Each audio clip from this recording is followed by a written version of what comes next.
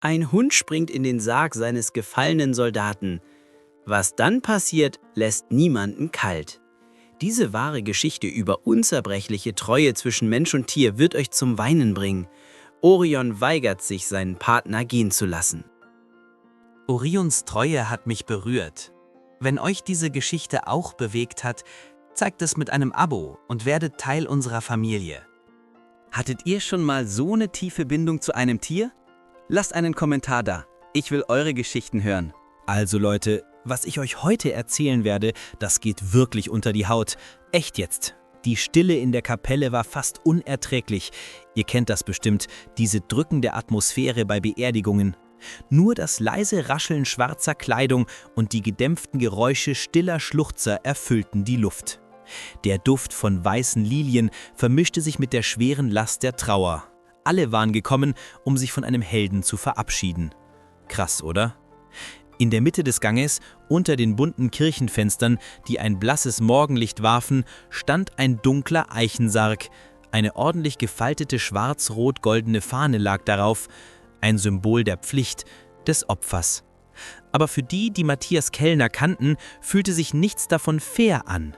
Er hatte Explosionen überlebt, Hinterhalte, eiskalte Wüstennächte in Afghanistan, nur um hier zu enden. Leblos, kalt, ohne ein letztes Lebewohl. Seine Kameraden von der Bundeswehr standen in Formation, ihre Gesichter starr, ihre Kiefer angespannt. Keiner von ihnen wagte es zu brechen, aber ihre Augen verrieten den Schmerz, den sie trugen. In der ersten Reihe saß eine Frau mit straff zurückgestecktem braunem Haar und umklammerte ein feuchtes Taschentuch mit zitternden Fingern. Marlene, Matthias' Schwester, war das Bild der Trauer selbst. Aber niemand in diesem Raum spürte den Verlust tiefer als Orion. Der deutsche Schäferhund stand am Eingang der Kapelle, seine Reine fest in den Händen des Bundeswehroffiziers, der ihn gebracht hatte. Seine Brust hob und senkte sich schnell, als wüsste er, dass etwas furchtbar falsch war, aber konnte nicht verstehen, warum. Er schnüffelte in der Luft, durchsuchte den Raum mit seinen Augen nach einem Zeichen, einer Antwort. Aber in dem Moment, als seine tiefbraunen Augen auf den Sarg fielen, veränderte sich etwas in ihm. Orion erstarrte, seine Ohren spitzten sich auf und sein Blick blieb auf Matthias' stille Gestalt gerichtet. Dann, ohne Vorwarnung, tat er etwas, womit niemand gerechnet hatte. Mit einem plötzlichen, verzweifelten Ruck riss sich Orion aus dem Griff des Offiziers los. Seine Krallen klackerten gegen den polierten Boden, als er den Gang hinuntersprintete, sein Körper voller Anspannung und Dringlichkeit. Bevor ihn jemand aufhalten konnte, sprang er. Erschrockene Rufe hallten durch die Kapelle, als Orion im Sarg landete. Der Aufprall ließ die Fahne leicht verrutschen und für einen kurzen Moment sah es aus, als könnte Matthias aufwachen. Orion rollte sich auf der Brust seines Soldaten zusammen, schnüffelte hektisch, als würde er auf eine Reaktion warten. Ein leises, trauerndes Wimmern entwich seiner Kehle, ein Laut voller Verzweiflung und Kummer. Dann legte er seinen Kopf auf Matthias' Schulter und schloss seine Augen. Das war der Moment, in dem etwas geschah, was jeden in der Kapelle den Atem anhalten ließ. Und was danach folgte, ließ kein Auge trocken. Die Kapelle war von einer Schwere erfüllt, die sich wie ein Gewicht auf die Brust legte und das Atmen erschwerte. Orion lag auf Matthias' stillem Körper, seinen Kopf an die Schulter des Soldaten geschmiegt, als wolle er ihn zum Aufwachen bewegen. Sein Körper zitterte leicht, seine Ohren zuckten bei den schwachen Echos der leisen Schluchzer im Raum. Er war für den Krieg ausgebildet worden, für Gefahr, für Gehorsam, aber nichts hatte ihn auf das hier vorbereitet. Sein Partner, sein Hundeführer, seine ganze Welt war verschwunden und er verstand nicht warum. Ein gedämpfter Schrei durchbrach die Luft. Marlene, Matthias' Schwester, umklammerte die Kante der Kirchenbank, als wäre es das Einzige, was sie aufrecht hielt. Ihr Gesicht war bleich, ihre Augen geschwollen von stundenlangem Weinen. Um sie herum saßen die Reihen von Soldaten wie erstarrt, ihre Uniformen tadellos, ihre Hände fest zusammengefaltet. Sie hatten an Matthias' Seite gekämpft, hatten gesehen, wie er durch die Hölle ging und zurückkam. Aber nichts hatte sie auf den Anblick von Orion vorbereitet, der sich an seine Brust kuschelte und sich weigerte loszulassen. Einer der Offiziere trat vorsichtig vor und griff nach Orions Halsband, aber der Hund stieß ein tiefes, warnendes Knurren aus. Es war nicht aggressiv, es war beschützend, verzweifelt. Sein Griff um Matthias' Uniform verstärkte sich, seine Krallen pressten sich in den Stoff, als würde er sich an dem Mann verankern, der sein ganzes Leben gewesen war. Der Offizier zögerte, dann zog er langsam seine Hand zurück. Niemand im Raum brachte es übers Herz, Orion wegzuzerren. »Lass ihn«, sagte Militärpfarrer Müller leise. Seine Stimme, obwohl ruhig, trug das Gewicht der Endgültigkeit. Er trauert genauso wie wir alle. Marlene wischte sich mit zittrigen Fingern die Tränen ab, ihre Stimme kaum über einem Flüstern. Er versteht es nicht. Er denkt, Matthias kommt zurück. Die Worte hingen erstickend in der Luft. Orion ließ ein kleines Wimmern hören und stupste Matthias Arm mit seiner Nase an, genau wie er es auf dem Schlachtfeld getan hatte, wenn sein Hundeführer niedergeschlagen worden war. Es war ein Signal: »Steh auf, Soldat«, aber es kam keine Antwort. Dann plötzlich versteifte sich Orions Körper. Seine Ohren spitzten sich auf, seine Atmung wurde flach, sein Kopf hob sich leicht, als seine dunklen Augen sich auf etwas in der Ferne richteten, etwas, das niemand sonst sehen konnte. Ein Schauer durchlief den Raum, fast unmerklich, aber genug, um die Haare in Marlenes Nacken zum Stehen zu bringen. Orion schaute nicht nur, er verfolgte etwas. Marlene schluckte schwer, blickte zum Pfarrer, dann zurück zu Orion. »Was ist denn, Junge?« flüsterte sie, ihre Stimme kaum hörbar. Aber Orion reagierte nicht. Er bewegte sich nicht, er starrte nur weiter. Eine kalte Stille legte sich über die Kapelle. Orion blieb völlig still, sein Körper angespannt, die Ohren nach vorn gerichtet, seine tiefbraunen Augen auf etwas gerichtet, das niemand sonst sehen konnte. Die Atmosphäre im Raum veränderte sich, die Trauer lag immer noch schwer in der Luft, aber jetzt schlich sich etwas anderes ein, etwas Namenloses. Marlene wischte sich das tränenüberströmte Gesicht ab und folgte Orions Blick, aber da war nichts, nur der Sarg, die Fahne, das flackernde Kerzenlicht. Ihr Puls beschleunigte sich, die anderen Soldaten tauschten unruhige Blicke aus. Das war nicht normal, Leute. Orion war hochtrainiert. Er würde nicht so reagieren, es sei denn, da wäre wirklich etwas. Feldwebel Klaus Weber, der mit Matthias in Afghanistan gedient hatte, räusperte sich. Was starrt er denn an? Seine Stimme war heiser, geprägt von etwas zwischen Furcht und Ehrfurcht. Niemand antwortete. Die Stille zog sich in die Länge. Orion blinzelte nicht. Seine Atmung war gleichmäßig, aber konzentriert, als würde er eine Präsenz verfolgen, die niemand sonst wahrnehmen konnte. Dann, ohne Vorwarnung, ließ Orion ein leises, atemloses Wimmern hören. Es war nicht der traurige Schrei von vorhin, das hier war anders, subtil, fragend. Sein Schwanz wedelte ganz leicht, er hob den Kopf einen Zentimeter höher, seine Ohren zuckten, als würde er auf etwas Schwaches und Fernes hören. Und dann entspannte er sich, nicht vollständig, aber genug, dass die ihm am nächsten Stehenden es bemerkten. Marlenes Kehle schnürte sich zu. »Orion«, flüsterte sie und machte einen zögerlichen Schritt nach vorn. Aber der Hund reagierte nicht auf sie.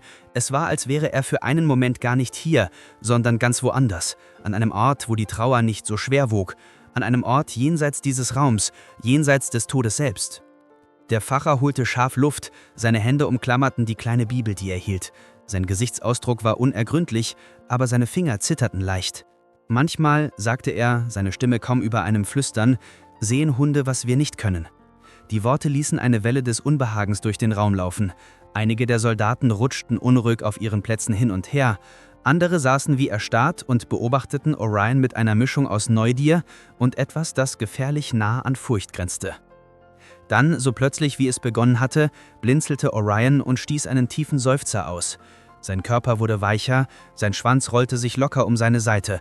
Er drehte den Kopf und blickte ein letztes Mal auf Matthias Gesicht, bevor er den Kopf an dessen Brust senkte. Der Raum blieb völlig still, als würde er darauf warten, dass noch etwas geschah, aber nichts passierte. Marlene ließ einen zittrigen Atemzug los und trat einen Schritt näher. Vorsichtig streckte sie die Hand aus und strich sanft über Orions Fell. Er zuckte nicht zusammen, er widersetzte sich nicht. Was auch immer er gesehen hatte, falls er überhaupt etwas gesehen hatte, war jetzt verschwunden. Aber das Gefühl in der Kapelle, diese seltsame, unbeschreibliche Veränderung in der Luft blieb bestehen, und niemand wagte es, darüber zu sprechen. Die Kapelle blieb schwer von Schweigen erfüllt. Niemand sprach, niemand bewegte sich, sogar die Luft fühlte sich anders an, dichter, geladen mit etwas Unsichtbarem. Orion lag still, seinen Körper gegen Matthias gedrückt. seine Atmung langsam und tief.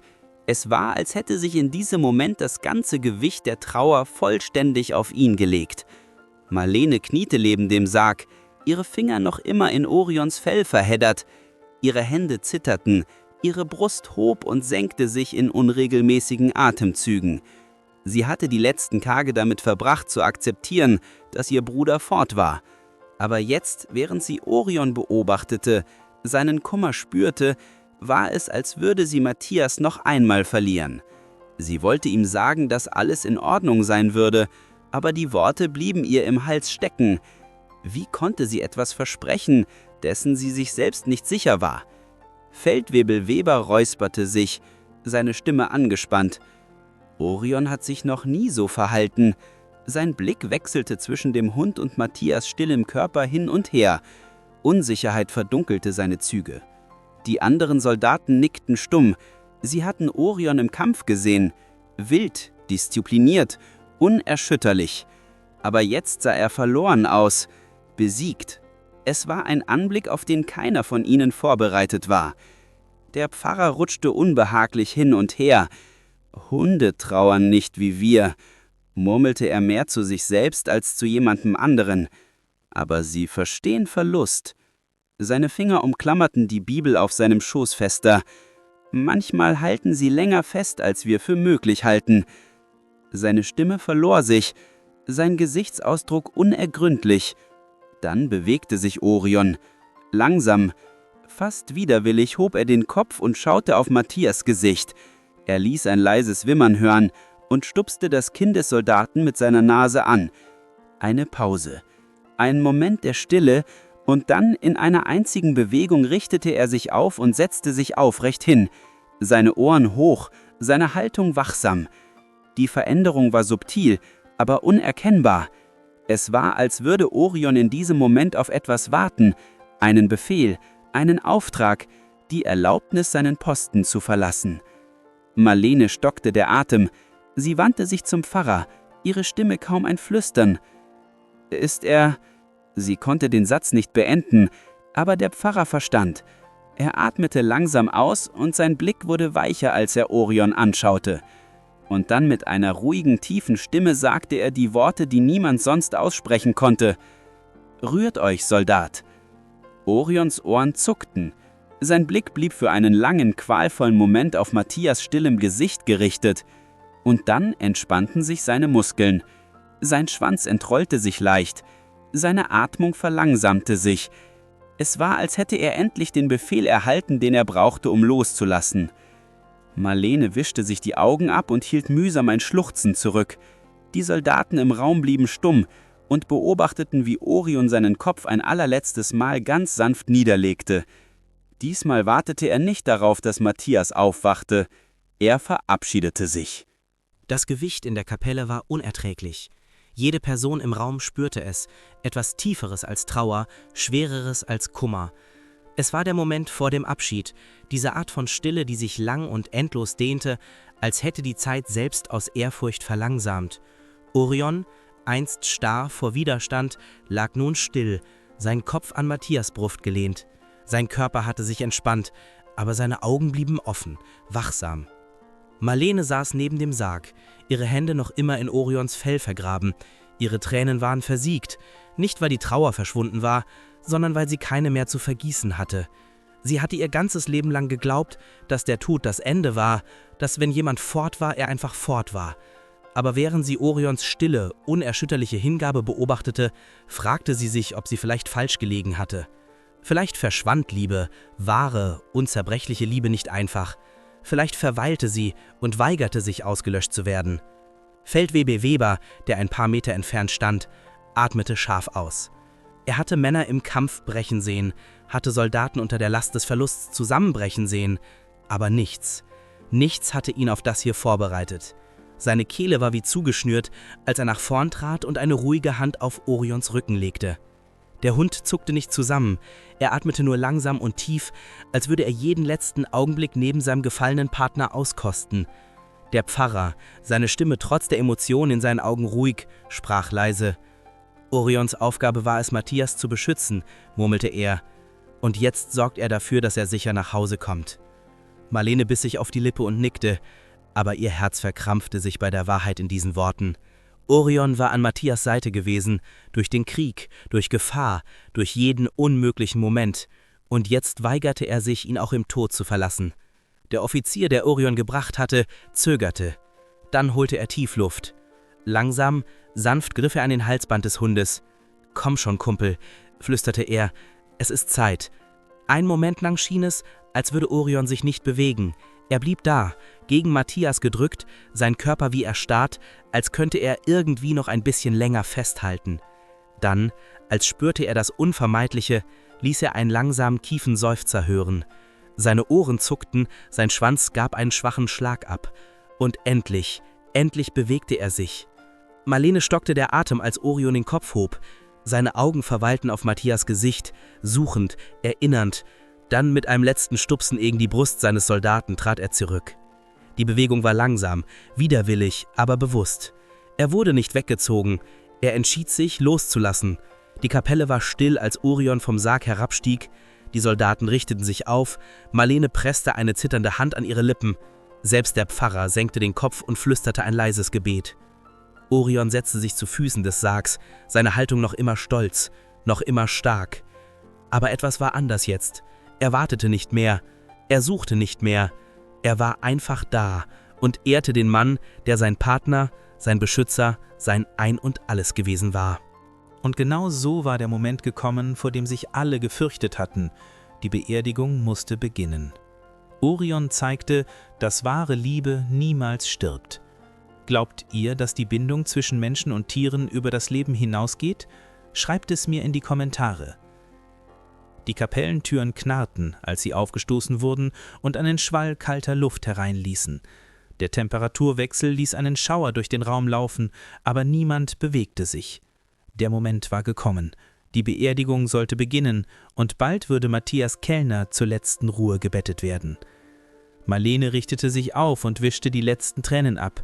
Ihr Bruder war vieles gewesen. Ein Soldat, ein Beschützer, ein Freund, aber vor allem war er ihrer gewesen. Der Schmerz in ihrer Brust war unerträglich, aber als sie Orion anblickte, der nun ruhig zu Füßen des Sargs saß, fand sie die Kraft zu atmen. Er war nicht nur Matthias Partner, er war Familie. Und jetzt trauerte auch er. Der Pfarrer räusperte sich und trat nach vorn. Seine Stimme, ruhig und doch voller Emotion, erfüllte die Kapelle. Heute versammeln wir uns nicht nur, um Feldwebel Matthias Kellners Dienst zu ehren, sondern um des Mannes zu gedenken, der er war. Mutig, loyal und vor allem selbstlos. Er hielt inne und blickte auf die gefaltete Fahne auf dem Sarg. Er gab sein Leben für andere, nicht weil er musste, sondern weil er es wählte. Die anwesenden Soldaten blieben starr, ihre Disziplin unerschütterlich, aber ihre Gesichter erzählten eine andere Geschichte. Ihre Augen glänzten von ungeweihten Tränen, ihre Kiefer verkrampften sich. Sie hatten neben Matthias gekämpft, hatten gesehen, wie er ohne zu zögern alles riskierte, und jetzt mussten sie sich verabschieden. Dann hallte das Geräusch von Stiefeln auf dem polierten Boden durch den Raum. Die Ehrenwache trat vor, ihre Bewegungen präzise und kontrolliert. Mit langsamer, bedachter Sorgfalt griffen sie nach der Fahne, die über Matthias Sarg drapiert war. Die scharfen Falten, die stille Präzision. Es war ein Ritual, das sie unzählige Male ausgeführt hatten, aber heute fühlte es sich anders an. Er war nicht nur ein weiterer gefallener Soldat, er gehörte zu ihnen. Als die Fahne angehoben wurde, ließ Orion ein leises Wimmern hören. Es war kaum hörbar, aber es sandte ein Beben durch den Raum. Marlene sog scharf die Luft ein, ihre Finger gruben sich in den Stoff ihres Kleides. Er wusste es. Einer der Offiziere kniete vor Marlene nieder und hielt die gefaltete Fahne in seinen behandschuhten Händen. Seine Stimme war fest, aber sanft. Im Namen des Bundespräsidenten, der Bundeswehr und einer dankbaren Nation, bitte nehmen Sie diese Fahne als Symbol unserer Anerkennung für den ehrenhaften und treuen Dienst Ihres geliebten Angehörigen an. Marlene streckte die Hand mit zitternden Händen aus und umklammerte die Fahne fest an ihrer Brust. Sie war schwer, nicht im Gewicht, sondern in der Bedeutung. Ein letztes Geschenk, ein letzter Abschied. Dann ertönte der erste Schuss. Das 21-Salben-Salut zerschmetterte die Stille. Jeder Knall schnitt durch die Luft wie ein Herzschlag. Die Soldaten draußen feuerten in perfekter Harmonie, ihre Bewegungen synchronisiert, ihre Gesichter unergründlich. Marlene zuckte bei jedem Schuss zusammen, aber Orion bewegte sich nicht. Er saß völlig still, sein Blick auf den Sarg gerichtet, seine Ohren hoch. Er zuckte nicht zusammen, er wimmerte nicht, er beobachtete einfach, als würde er ein letztes Mal Wache stehen. Dann kam der Klang, der alle brach. Eine einzige, hohnende Note. Der Trompeter hob sein Instrument an die Lippen und begann der gute Kamerad zu spielen. Die Melodie trug durch die Kapelle, langsam und traurig. Jede Note sank tief in die Herzen derer, die zuhörten. Orions Kopf senkte sich, seine Ohren hingen herab, sein einst angespannter Körper schien zu erschlaffen, als das Lied seine letzten Töne erreichte. Der letzte Klang verblasste in der Stille, und in diesem Moment tat Orion etwas, womit niemand gerechnet hatte. Er legte sich neben den Sarg, presste seinen Körper nah an die Stelle, wo Matthias ruhte, und ließ einen tiefen, schweren Seufzer hören. Nicht aus Trauer, sondern aus Akzeptanz. Die letzten Echos von der gute Kamerad verblassten in der kalten Luft und hinterließen eine Stille, die so tief war, dass sie erstickend wirkte. Niemand bewegte sich, niemand sprach. Sogar der Wind draußen war verstummt, als hätte die ganze Welt pausiert, um den Verlust von Feldwebel Matthias Kellner zu betrauern. Orion blieb neben dem Sarg liegen, sein Körper dagegen gepresst, als würde er sich weigern, loszulassen. Seine Atmung war nun ruhiger als zuvor, aber seine Augen hielten eine ferne Trauer. Er war ausgebildet worden, zu kämpfen, zu beschützen, niemals die Seite seines Hundeführers zu verlassen. Und doch hatte er zum ersten Mal keine Befehle zu befolgen, keine Mission zu erfüllen, nur eine Leere, die sich endlos vor ihm ausdehnte. Marlene saß mit der gefalteten Fahne fest an ihre Brust gedrückt. Sie trug noch immer die Wärme des Soldaten, der sie ihr übergeben hatte, aber selbst diese Hitze begann zu schwinden. Ihre Finger zitterten, als sie die perfekt gepressten Falten nachzeichnete. Ihre Kehle schnürte sich zu bei der Schwere der Realität. Matthias war wirklich fort. Es gab kein Aufwachen aus diesem Albtraum, kein Anruf, keine Briefe aus dem Einsatz, nur diese Fahne, diese Beerdigung und die unerträgliche Abwesenheit ihres Bruders. Feldwebel Weber trat vor, seine normalerweise ruhige Stimme von Trauer durchzogen. »Wir sollten Orion nach draußen bringen«, murmelte er und blickte zum Pfarrer. »Der Gottesdienst ist fast vorbei.« Marlene wandte ihren Blick zu Orion. Er hatte sich seit dem Ende des Liedes nicht bewegt, sein Körper noch immer schützend neben dem Sarg zusammengerollt. Sanft streckte sie die Hand aus und strich durch sein Fell. »Orion«, flüsterte sie, ihre Stimme kaum über einem Hauch. Der Hund reagierte nicht. Weber kniete neben ihm nieder, seine Bewegungen langsam und vorsichtig. »Komm schon, Kumpel«, sagte er leise. »Es ist Zeit zu gehen.« Orion bewegte sich schließlich, aber es war kein Akt des Gehorsams, es war Widerwillen. Langsam, qualvoll hob er den Kopf. Seine Ohren zuckten nach hinten, als würde er auf etwas lauschen, das niemand sonst hören konnte. Dann, nach einem letzten Nutzeln gegen den Sarg, erhob er sich auf die Füße. Ein Seufzer der Erleichterung durchlief die Kapelle. Aber dann tat Orion etwas, das Marlens Herz zum Stillstand brachte. Er wandte sich von Matthias Sarg ab, machte 3 langsame Schritte nach vorn, dann drehte er sich plötzlich um.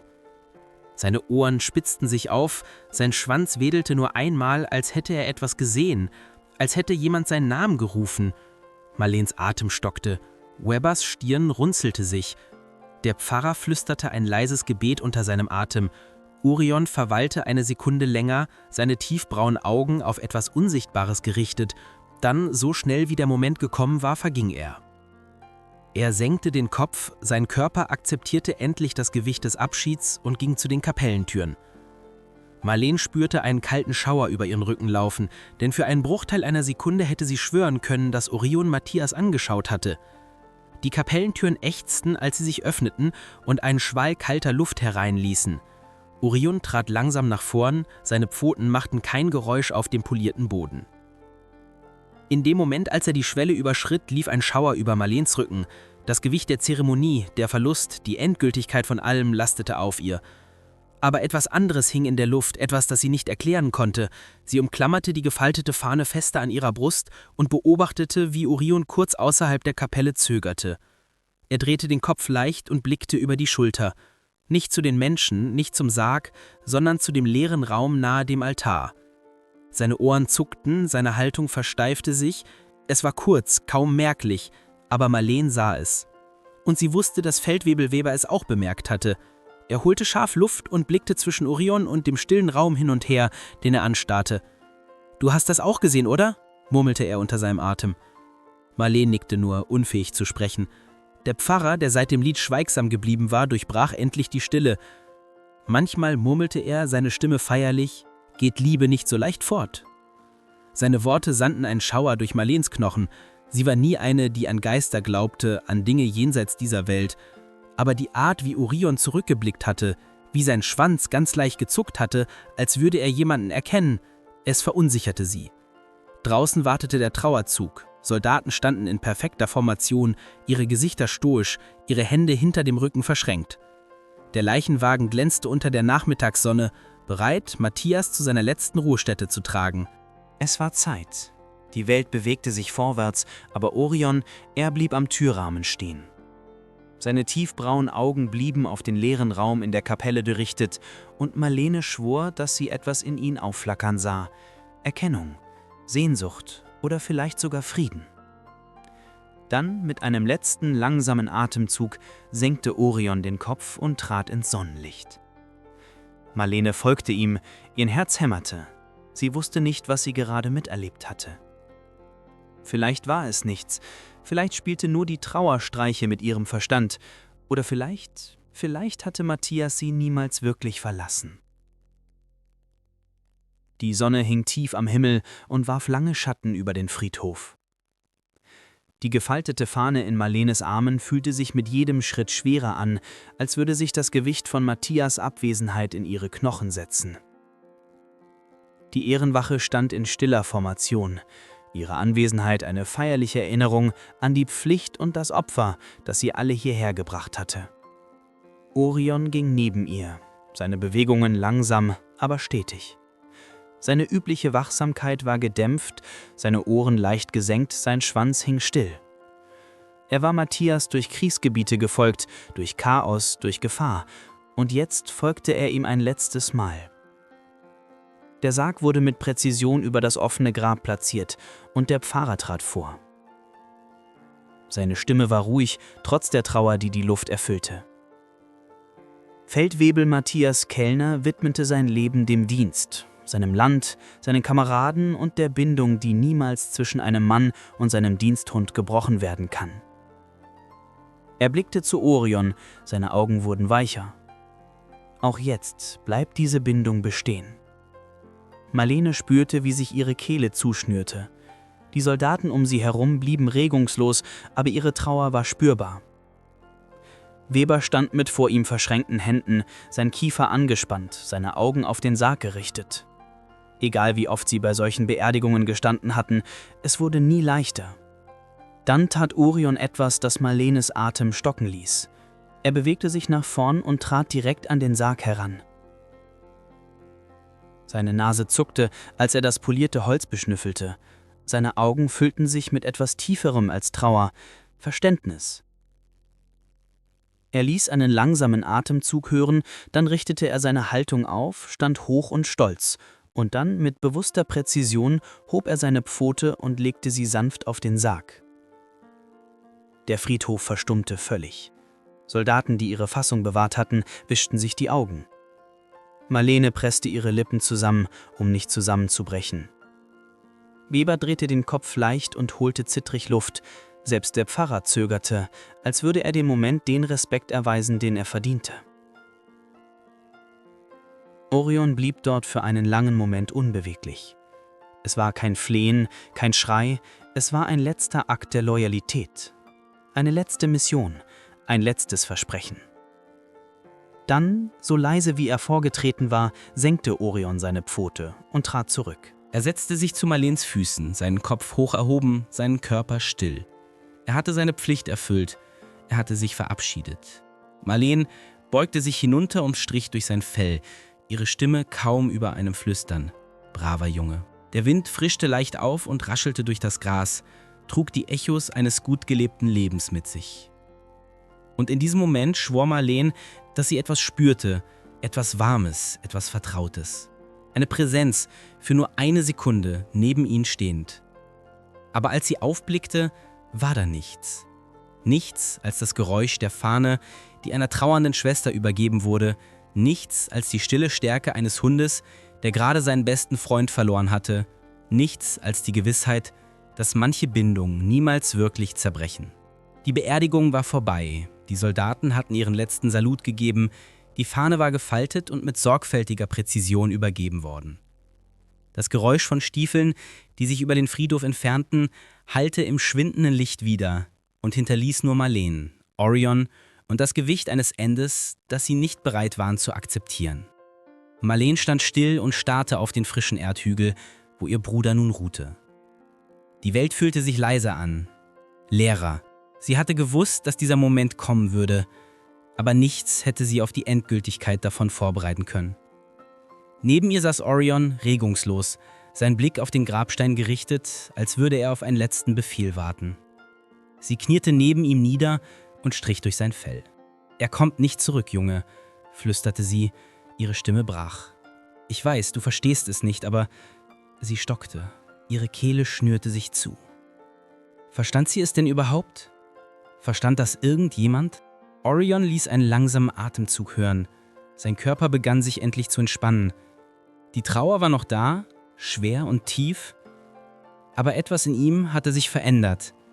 Er suchte nicht mehr, wartete nicht mehr, er erinnerte sich nur. Marleen schloss für einen Moment die Augen und lauschte dem Wind, der durch die Bäume rauschte. Sie dachte an Matthias, sein Lachen, seine Sturheit, die Art, wie er sie immer sicher fühlen ließ, egal wie weit er entfernt war.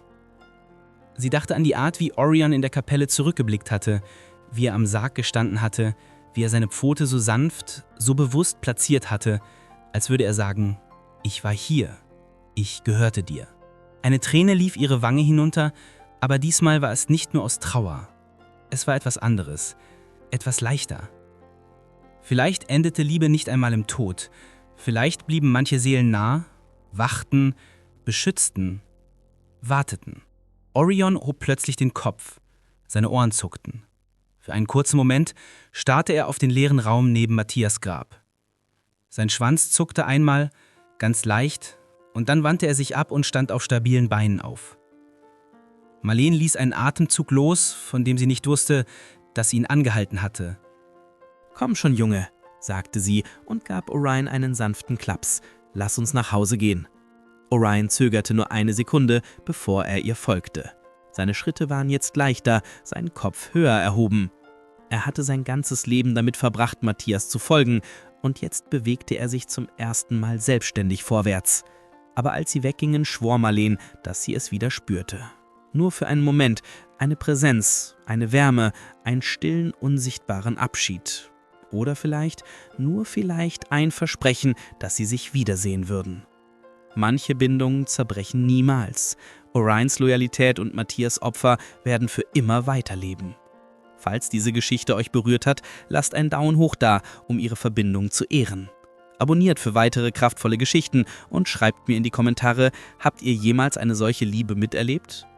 Aktiviert die Glocke für Benachrichtigungen. Aber Leute, die Geschichte ist noch nicht zu Ende. Was als nächstes passierte, veränderte alles. 3 Monate später geschah etwas, womit niemand gerechnet hatte. Marleen hatte Orion bei sich aufgenommen. Es fühlte sich richtig an, ihn bei der Familie zu behalten. Er war Teil von Matthias gewesen und jetzt war er Teil von ihr. Aber der Hund war anders geworden. Ruhiger, nachdenklicher. Er verbrachte seine Tage damit, aus dem Fenster zu schauen oder im Garten zu liegen und schien auf etwas zu warten, das nur er sehen konnte. An diesem besonderen Herbstmorgen machte Marleen ihre übliche Runde zum Friedhof. Es war zu einer Gewohnheit geworden. Einmal pro Woche kam sie hierher, brachte frische Blumen mit und erzählte Matthias von ihrem Leben, von Orion, von allem, was sich verändert hatte.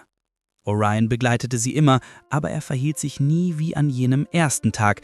Er saß einfach ruhig neben dem Grab, respektvoll, aber distanziert. Bis heute.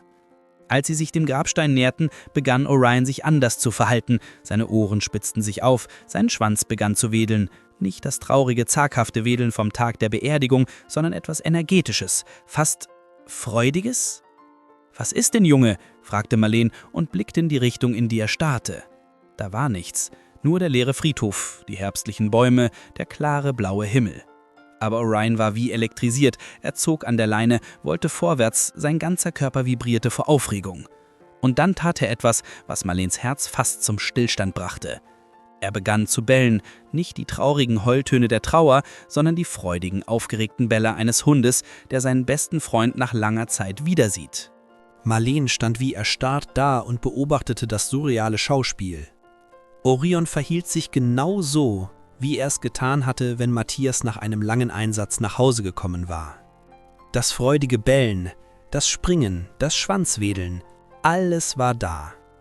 Aber da war niemand. Oder doch? »Orion, komm hierher«, rief sie, aber ihre Stimme zitterte. Der Hund ignorierte sie völlig. Stattdessen setzte er sich hin, genau wie er es früher getan hatte, wenn Matthias ihm Kommandos gab. Sein Kopf war geneigt, als würde er zuhören. Seine Ohren waren gespitzt, aufmerksam. Und dann, das war der Moment, der Marleen für den Rest ihres Lebens verfolgen würde, begann Orion seine klassische Apportierroutine. Er rannte zu einem unsichtbaren Punkt, schnüffelte am Boden, hob etwas auf, was nicht da war, und brachte es zurück zu der leeren Stelle. Er ließ es fallen, setzte sich hin und wedelte stolz mit dem Schwanz, wartete auf Lob. Marleens Knie wurden weich, sie sank auf eine nahegelegene Bank und beobachtete weiter. Das hier war nicht normal, das hier war unmöglich. Aber Orion machte weiter. 5 Minuten lang führte er eine komplette Trainingseinheit durch. Alles Kommandos und Tricks, die nur Matthias mit ihm geübt hatte. Befehle, die Marleen nie benutzt hatte. Routinen, die nur die beiden gekannt hatten. Und bei jedem Trick wartete er geduldig auf eine Reaktion von jemandem, der nicht da war. Dann, so plötzlich wie es begonnen hatte, hörte es auf. Orion entspannte sich, trottete ruhig zu Marleen zurück und legte sich zu ihren Füßen hin. Er war wieder normal. Der ruhige, nachdenkliche Hund, der er in den letzten Monaten gewesen war.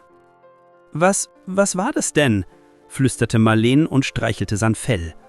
Orion blickte zu ihr auf, seine Augen waren klar und friedlich.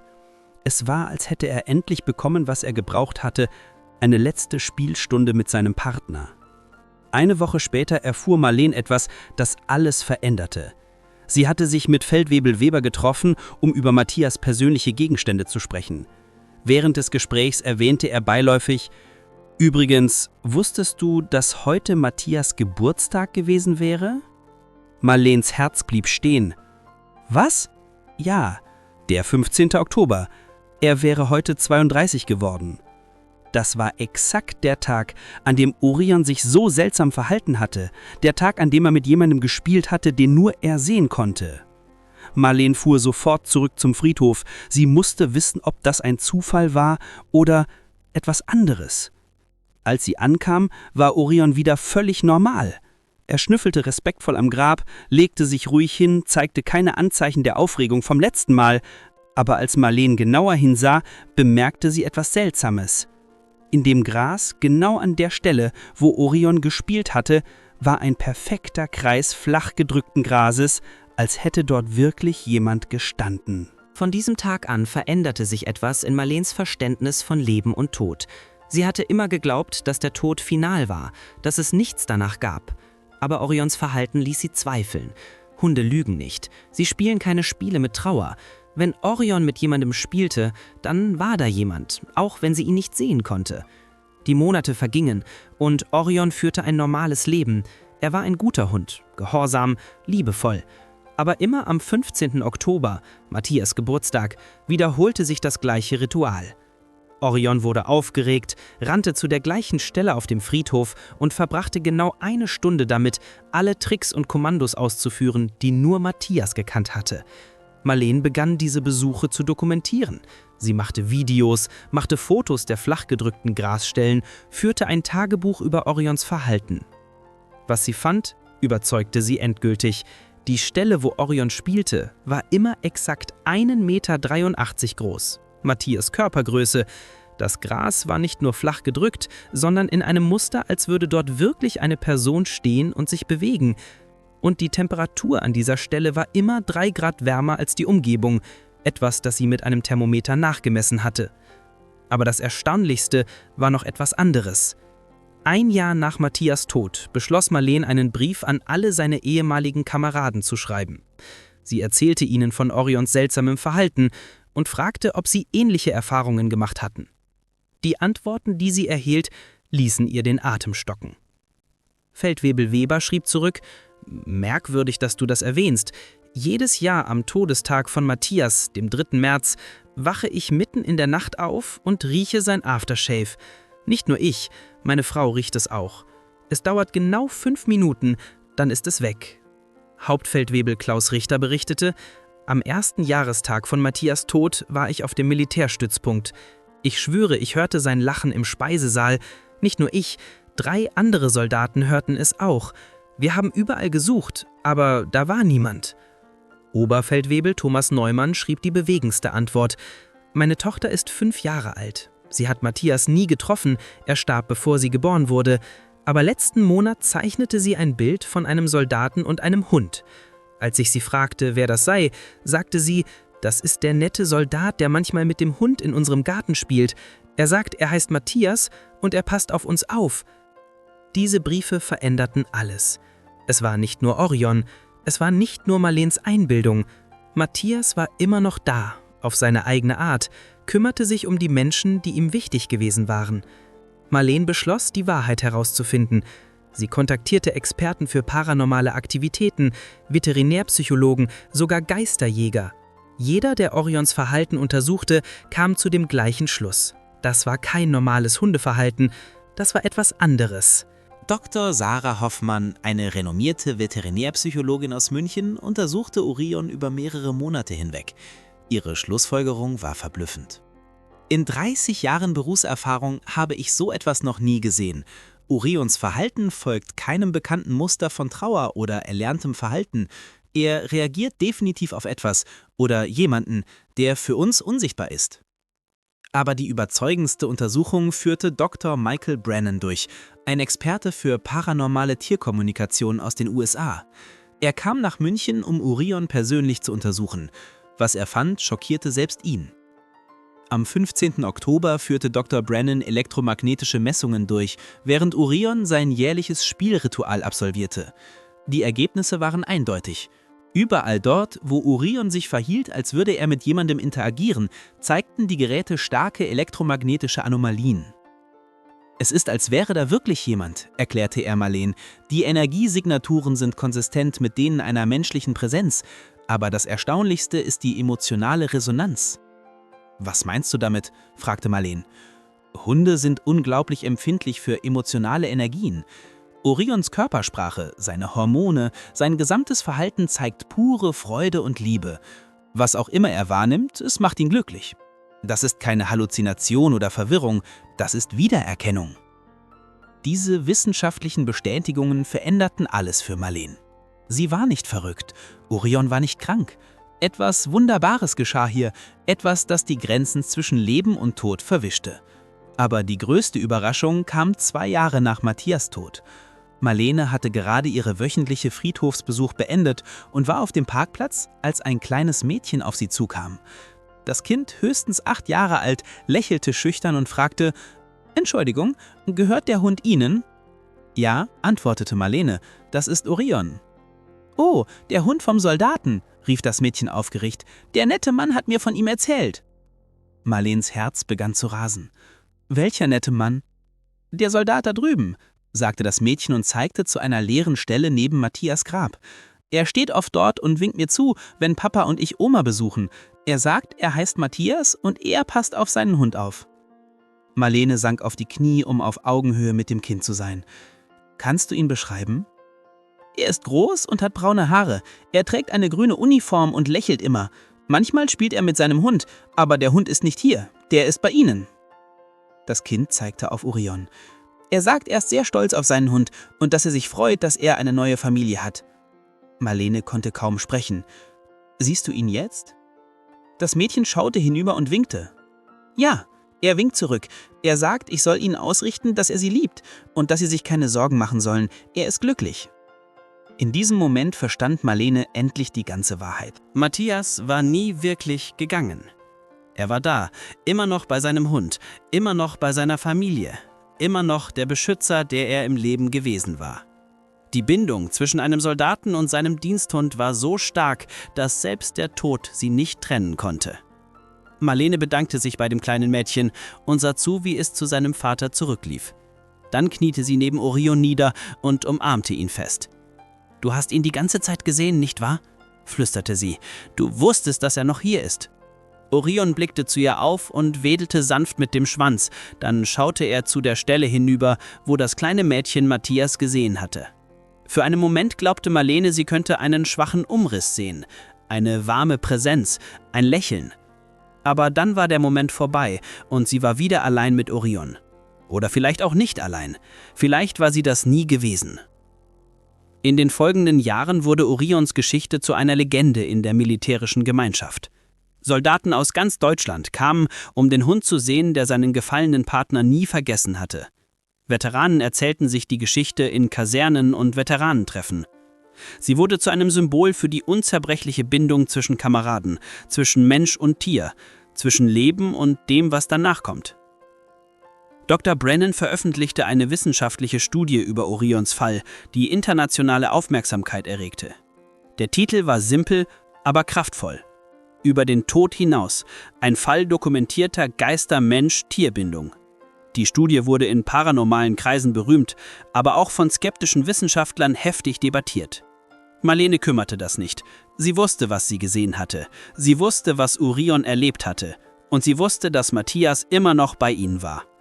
Aber die größte Bestätigung kam an Orions 10. Geburtstag. Marlene hatte eine kleine Feier für ihn geplant. Nur sie, ein paar Kameraden von Matthias und natürlich Orion. Sie waren im Garten ihres Hauses, grillten und erzählten Geschichten über die alten Zeiten. Orion lag ruhig in der Sonne, älter jetzt. Graue Haare um seine Schnauze, aber immer noch würdevoll. Plötzlich sprang er auf. Seine Ohren spitzten sich, sein Schwanz begann zu wedeln. Er rannte zur Gartentür und blieb dort stehen, als würde er jemanden begrüßen. Alle Anwesenden hörten auf zu reden und beobachteten ihn. »Was ist denn los mit ihm?« fragte Weber. Aber bevor jemand antworten konnte, geschah etwas Unglaubliches. Eine unsichtbare Hand schien Orions Kopf zu streicheln.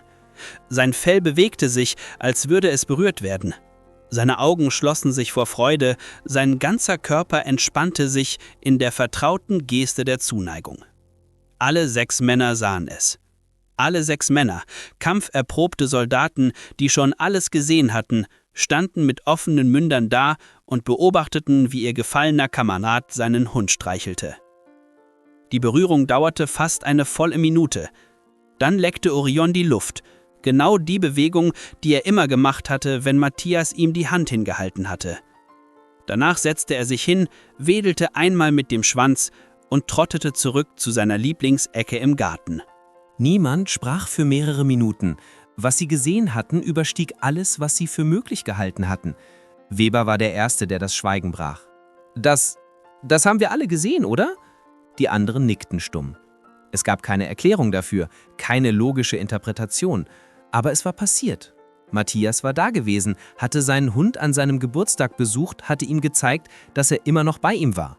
Von diesem Tag an veränderte sich etwas in der Art, wie alle über Leben und Tod dachten.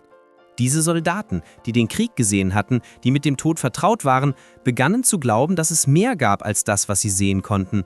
Orion lebte noch 4 weitere Jahre, ein langes Leben für einen Diensthund. In dieser Zeit blieb er gesund, glücklich und ausgeglichen. Jeden 15. Oktober führte er sein Ritual auf dem Friedhof durch, spielte mit seinem unsichtbaren Partner. Jeden Tag zu Hause verhielt er sich wie ein normaler Hund, aber ab und zu, wenn niemand hinsah, wedelte er mit dem Schwanz zu einer leeren Ecke des Raums oder legte seinen Kopf auf einen Platz auf der Couch, als würde jemand dort sitzen.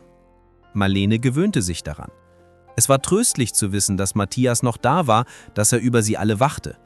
Sie führte ein glückliches Leben, heiratete später einen verständnisvollen Mann namens Erik, der Orions besondere Gabe akzeptierte und sogar zu schätzen lernte. Als Orion 14 Jahre alt wurde, begann sich seine Gesundheit zu verschlechtern. Er hatte Arthritis, sein Gehör ließ nach, seine Augen wurden trüb. Aber sein Geist blieb scharf und seine Verbindung zu Matthias blieb stark. An einem kalten Februarmorgen wachte Marlene auf und fand Orion in seinem Bett liegend, aber er atmete schwer. Sie brachte ihn sofort zum Tierarzt. Dr. Richter, der Orion jahrelang behandelt hatte, untersuchte ihn gründlich. »Es ist Zeit«, sagte er sanft. »Sein Herz versagt. Er leidet. Das Beste, was wir tun können, ist, ihm zu helfen, friedlich zu gehen.« Marlene wusste, dass dieser Tag kommen würde, aber sie war trotzdem nicht darauf vorbereitet. Sie rief Weber und die anderen Kameraden an. Sie alle kamen, um Orion zu verabschieden. Während sie in der Tierarztpraxis warteten, geschah etwas Bemerkenswertes. Orion, der den ganzen Morgen schwach und müde gewesen war, hob plötzlich den Kopf. Seine Augen wurden klar, sein Schwanz begann schwach zu wedeln. Er schaute zu einer Ecke des Raums und sein ganzes Gesicht erhellte sich vor Freude. »Er ist da«, flüsterte Marlene. »Matthias ist gekommen, um ihn zu holen.« Dr. Richter, der die Geschichte kannte, nickte verstehend. »Ich habe das schon einmal gesehen.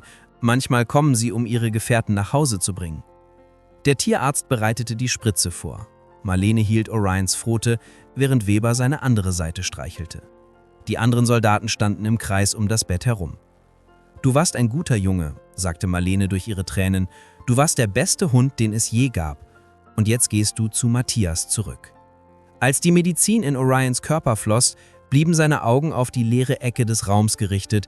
Sein Schwanz wedelte einmal ganz sanft. Dann schloss er die Augen und legte seinen Kopf auf Marlenes Hand. Sein Atem wurde flacher, ruhiger. Aber das Lächeln blieb auf seinem Gesicht. Ein Ausdruck reinen Friedens, als würde er endlich nach Hause gehen.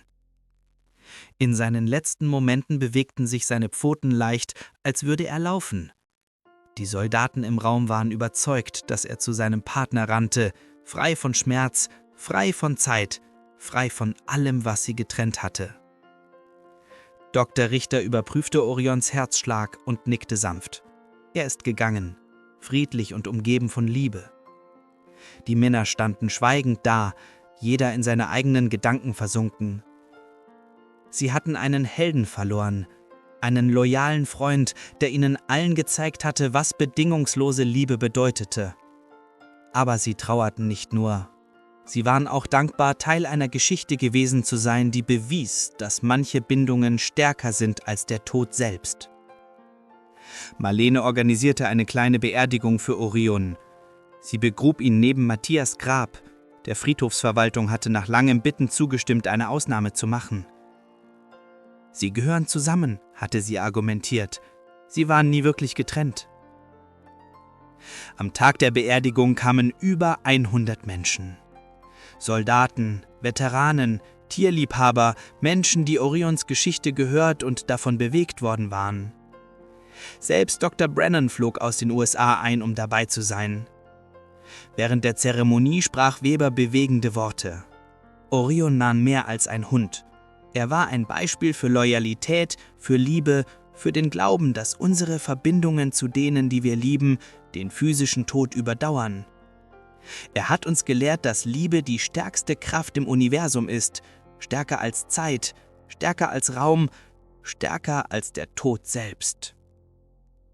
Als der kleine Sarg in die Erde gelassen wurde, schworen alle Anwesenden, dass ein warmer Wind durch den Friedhof wehte, obwohl der Tag windstill gewesen war.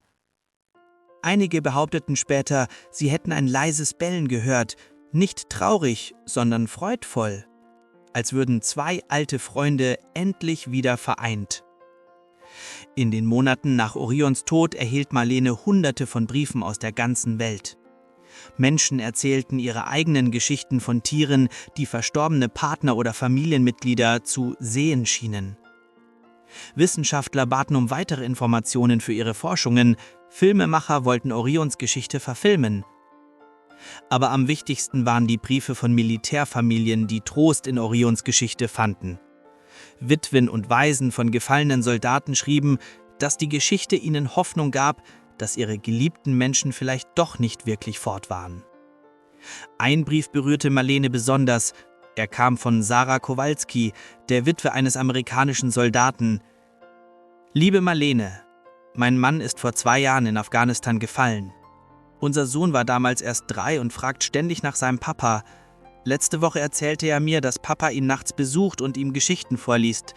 Ich dachte, es wären nur Kinderträume, aber nach Orions Geschichte glaube ich, dass es mehr sein könnte. Vielen Dank, dass Sie uns gezeigt haben, dass Liebe niemals stirbt. Diese Briefe motivierten Marleen, ein Buch über Orions Geschichte zu schreiben. Für immer treu, die Geschichte von Orion und Matthias, wurde ein internationaler Bestseller. Die Erlöse spendete sie an Organisationen, die Diensthunde und Veteranen unterstützten. Das Buch wurde in 12 Sprachen übersetzt und half Millionen von Menschen, die mit Verlust zu kämpfen hatten. 5 Jahre nach Orions Tod geschah etwas Wunderbares. Marleen und Erik adoptierten einen jungen deutschen Schäferhund aus dem Tierheim, einen Welpen namens Max. Am ersten Tag, als sie Max nach Hause brachten, führten sie ihn durch das Haus und zeigten ihm seinen neuen Lebensraum. Als sie ins Wohnzimmer kamen, blieb Max plötzlich stehen. Er starrte zu der Ecke, wo Orion früher immer gelegen hatte. Der gleiche Platz, wo Orion manchmal mit seinem Schwanz zu einem unsichtbaren Begleiter gewedelt hatte. Max ging zu dieser Ecke, schnüffelte ausgiebig und wedelte dann mit dem Schwanz. Dann legte er sich hin, exakt an die gleiche Stelle, wo Orion jahrelang gelegen hatte. »Das ist unmöglich«, flüsterte Erik. »Er kann Orion nie gekannt haben.« Aber Marleen lächelte, sie verstand. Irgendwie wusste Max, dass er nicht der erste Hund in diesem Haus war. Und vielleicht, nur vielleicht, war er auch nicht allein. In den folgenden Wochen zeigte Max Verhaltensweisen, die Marleen verblüfften. Er brachte sein Spielzeug zu leeren Stellen im Haus, als würde er es jemandem zeigen wollen. Er saß manchmal geduldig vor der Haustür und wedelte, als würde er jemanden begrüßen, der nicht da war. Und am erstaunlichsten von allem, ohne jegliches Training, führte Max perfekt alle Kommandos aus, die nur Matthias und Orion gekannt hatten. Kommandos, die Marleen nie benutzt hatte, die sie nicht einmal kannte. Eines Abends, 6 Monate nach Max' Ankunft, saß Marleen im Garten und beobachtete ihn beim Spielen. Plötzlich rannte Max zu einem leeren Fleck Rasen und begann eine komplexe Routine. Exakt dieselben Bewegungen, die Orion jedes Jahr am 15. Oktober auf dem Friedhof gemacht hatte. Marleen beobachtete fasziniert, wie Max mit jemandem zu spielen schien, den nur er sehen konnte. Er apportierte unsichtbare Gegenstände, setzte sich auf Kommando, rollte sich herum. All die Tricks, die Matthias seinen Hunden beigebracht hatte. Aber das Unglaublichste kam am Ende. Max setzte sich hin, hob eine Pfote und schüttelte Hände mit der Luft. Dann legte er sich nieder und rollte sich auf den Rücken, Orions charakteristische Art, um Bauchkraulen zu bitten. Für 5 Minuten lag Max da, sein Schwanz wedelte glücklich, seine Augen geschlossen, als würde er gestreichelt werden. Marleen konnte es kaum glauben. Aber sie sah deutlich, wie sich das Fell auf Max' Bauch bewegte, als würden unsichtbare Hände ihn kraulen. Als das Spiel vorbei war, sprang Max auf, wedelte einmal kräftig mit dem Schwanz zu der leeren Stelle und rannte dann fröhlich zu Marleen zurück. An diesem Abend verstand Marleen die tiefere Bedeutung von allem, was geschehen war. Es ging nicht nur um Matthias und Orion, es ging um etwas viel Größeres, um die Kontinuität der Liebe, um die Art, wie sich Seelen über Zeit und Raum hinweg finden und wiederfinden. Max war nicht nur Orions Ersatz, er war sein spiritueller Nachfolger. Vielleicht sogar mehr als das. Marleen begann zu glauben, dass Seelen sich ihre neuen Gefährten aussuchen, dass Liebe Wege findet, sich selbst zu erneuern und fortzusetzen. Die wissenschaftliche Gemeinschaft war gespalten über Orions Geschichte. Skeptiker argumentierten, dass alles durch Zufall, Einbildung oder unbewusste Konditionierung erklärt werden könne. Aber die Befürworter, angeführt von Dr. Brennan, sammelten immer mehr Beweise für das, was sie transmortale Bindung nannten. Verbindungen, die den physischen Tod überdauern. Dr. Brennan veröffentlichte eine zweite Studie, diesmal über Max und seine unerklärlichen Fähigkeiten. Die Ergebnisse waren noch überzeugender als bei Orion. Max zeigte konsistent Verhaltensweisen, die er niemals gelernt haben konnte, reagierte auf unsichtbare Präsenzen und demonstrierte ein Wissen über Matthias' spezifische Kommandos, obwohl er den Soldaten nie getroffen hatte.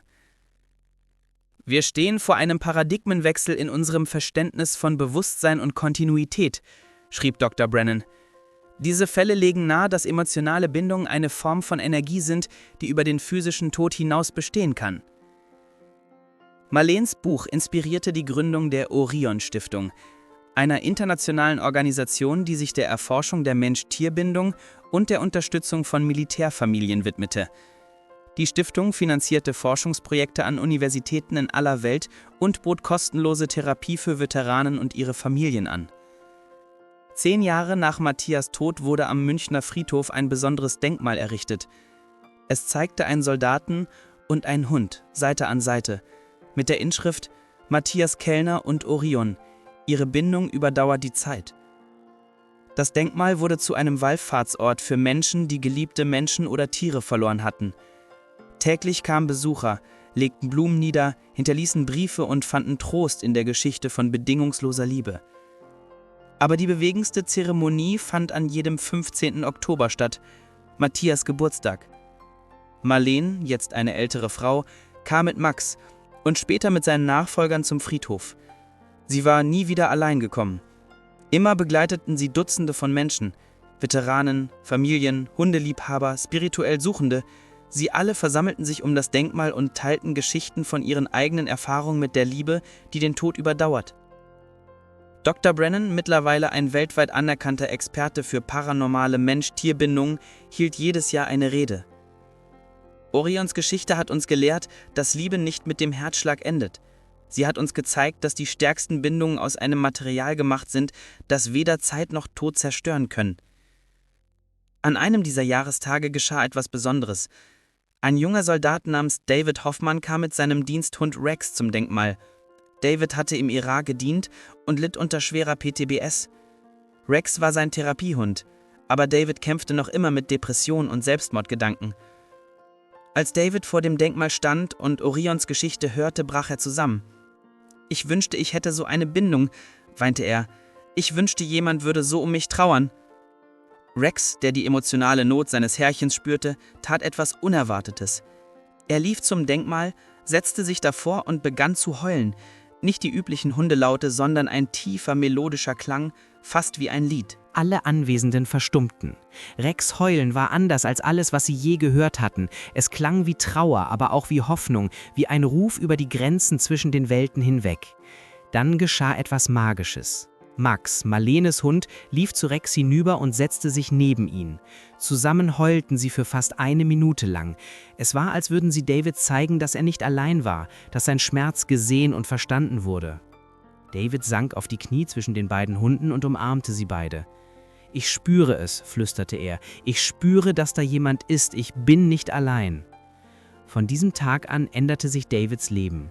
Er wurde ein leidenschaftlicher Verfechter der Mensch-Tier-Therapie und arbeitete mit der Orion-Stiftung zusammen, um anderen Veteranen zu helfen. Rex und er wurden zu einem der erfolgreichsten Therapieteams des Landes. Marleene, mittlerweile über 70, reflektierte oft über die unglaubliche Reise, die mit Orions verzweifeltem Sprung in Matthias Sarg begonnen hatte. Was als ein Moment des Herzschmerzes begonnen hatte, war zu einer weltweiten Bewegung des Glaubens an die Kraft der Liebe geworden.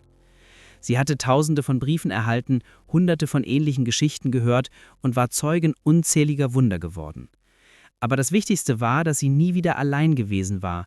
Matthias war immer da gewesen, unsichtbar, aber spürbar, ein warmer Hauch an kalten Tagen, ein Gefühl der Sicherheit in dunklen Momenten. An einem milden Frühlingsabend, 20 Jahre nach Matthias Tod, saß Marleene in ihrem Garten und beobachtete Max IV., den Ururenkel des ursprünglichen Max, beim Spielen. Plötzlich blieb der junge Hund stehen und schaute zu einer leeren Bank hinüber. Sein Schwanz begann zu wedeln und er trottete hinüber, als würde er jemanden begrüßen. Marleene lächelte. Nach all den Jahren, nach all den Beweisen, nach all den Wundern war es immer noch ein Moment der Ehrfurcht, wenn sie diese Zeichen sah. »Hallo Matthias«, sagte sie leise. »Ich hoffe, Orion ist bei dir.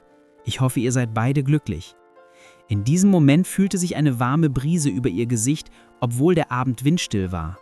Und zum ersten Mal in 20 Jahren hätte sie schwören können, dass sie eine vertraute Stimme flüstern hörte: »Wir sind hier, wir waren immer hier und wir werden immer hier sein.« Heute, 30 Jahre später, ist Orions Geschichte zu einer Legende geworden. Das Denkmal auf dem Münchner Friedhof wird jährlich von Zehntausenden besucht. Die Orion-Stiftung hat Millionen von Menschen geholfen.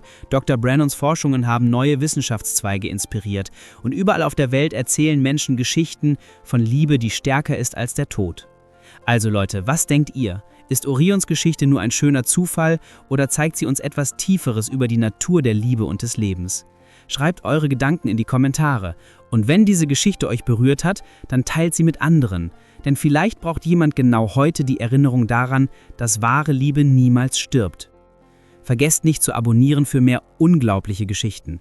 Bis zum nächsten Mal. Bleibt liebevoll, bleibt hoffnungsvoll und erinnert euch, Manche Bindungen sind stärker als alles, was diese Welt uns entgegenwerfen kann.